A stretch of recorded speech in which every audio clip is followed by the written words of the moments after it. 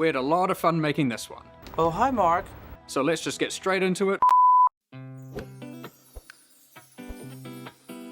The 3.24 launch video and patch notes were crazy. There's so much to be excited about. I want to touch on the buffs, the nerfs, the reworks, and let you know why you should be excited to play Necropolis League. First thing I want to talk about is the Scarab Rework. This is super exciting. They've basically combined the way that Sextons and Scarabs work into one cohesive unit, requiring less work in the endgame just to get into a map and more ability to target farm the things that you want to go for.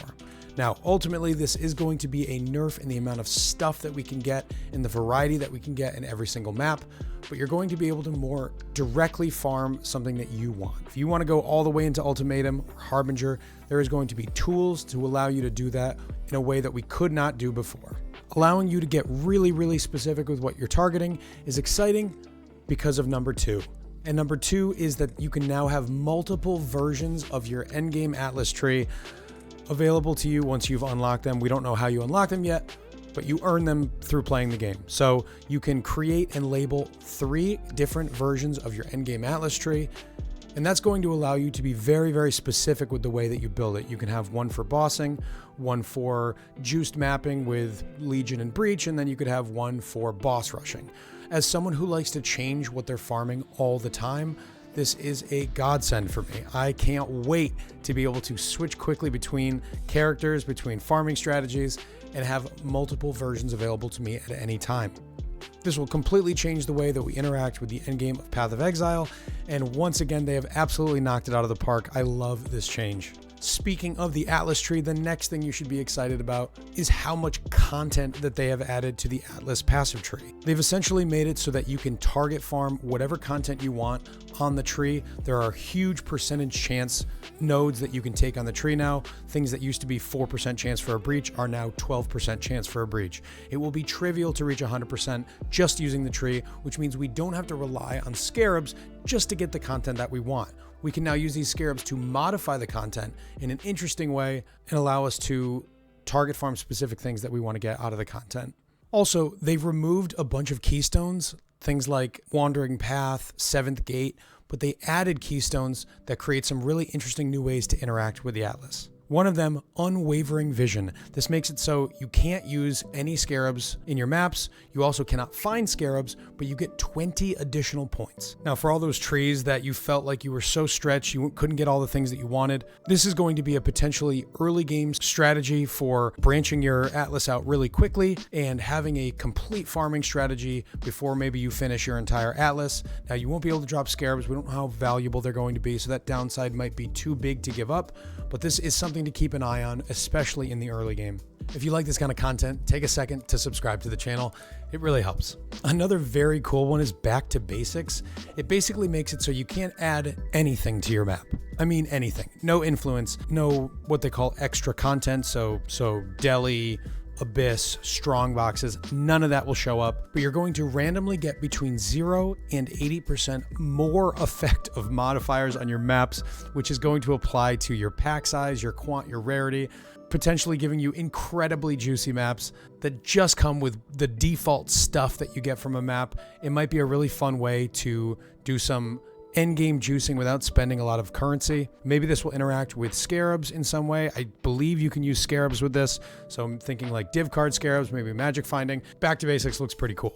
The last one I'll talk about is Thorough Exploration. This is bringing back Affliction Wisps for map bosses if you clear all the way to less than 50 monsters remaining. Now, most of the time when I'm mapping, I'm clearing down to that mark, which means this seems like a no-brainer for any regular mapping strategy where we're just going to make our map bosses way juicier if you can, of course, do enough damage to kill them. We don't know how many wisps they're going to get. It's probably going to be a random amount. This could make bosses very challenging, but it could also make them very rewarding. For those who remember how juicy map bosses got in Affliction League, if you have a really high single target skill, this might be for you. It's not even really that any single one of these things is super exciting on its own.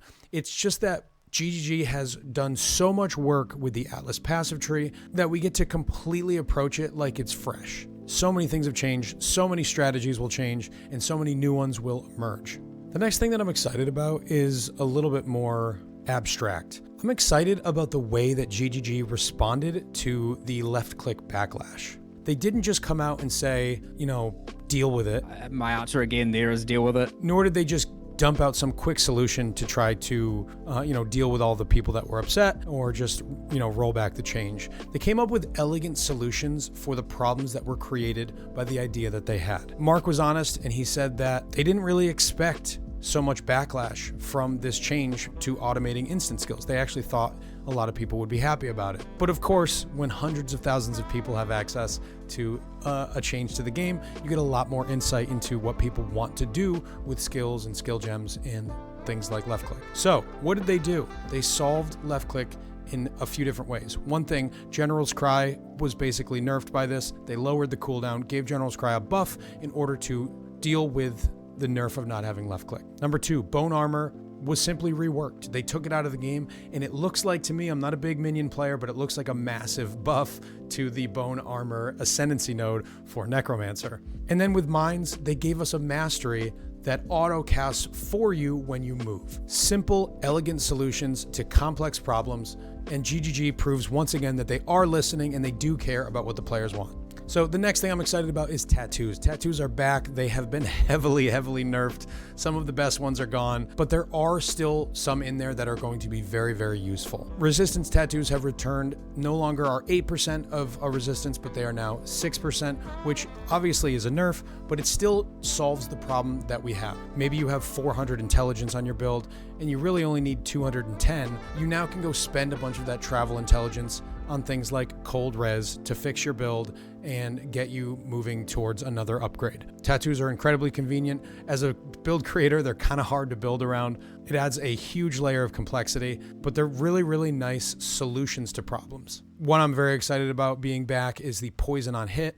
I like to play poison spells more than attacks, and poison on hit is very useful when you're trying to play a poison spell. It's just a little bit harder to access. It's not as available on the tree as poison chance for attacks. I'm so excited that they finally made a fix for boss fragments. I was so sick of not being able to farm any bosses because the Uber boss variant was just simply better to farm. You made more money. So then the cost of the fragment was dictated by the cost of farming it as an Uber version. They have now given us new fragments for the Uber bosses. This is what I've been asking for leagues. Huge change. It's going to make farming the lesser bosses much more interesting, much more worthwhile, and they're going to have their own niche in the market instead of just being not worth doing. I'm also very excited about the balance pass that they did.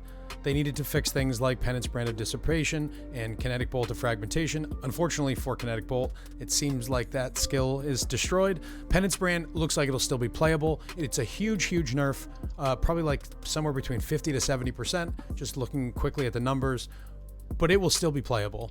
It just won't be incredibly broken. Some other things that took big hits, Stormbrand of Indecision. I didn't think it needed to be hit quite as hard as it was, but I think the nerfs were all pretty good.